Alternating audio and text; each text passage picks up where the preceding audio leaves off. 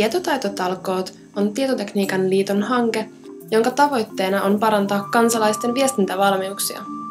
Viestintävalmiuksia parannetaan uudenlaisen opetusmenetelmän yhdessä tekemisen avulla. Yhdessä tekemisen yksi tärkeimmistä edellytyksistä on, että ryhmällä on yhteinen tavoite.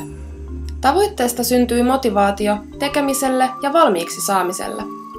Tietotaitotalkoissa tehdään porukalla jokin viestintätuotos. Se voi olla esimerkiksi video, lehti, internetsivut tai kuunnelma.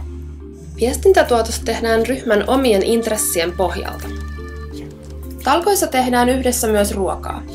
Kokkaus ja ruokahetki luovat yhteishenkeä ja antavat lepotauon ahkeroinnista. Hankkeessa luodaan malli talkoista ja ohjaaja koulutuksesta. Tavoitteena on, että malli jatkaa elämäänsä 3-vuotisen hankkeen jälkeenkin.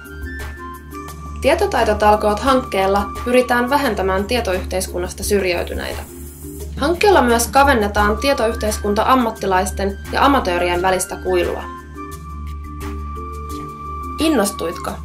Tilaa yhteisöllesi talkoot internetsivuiltamme www.tietotaitotalkoot.fi.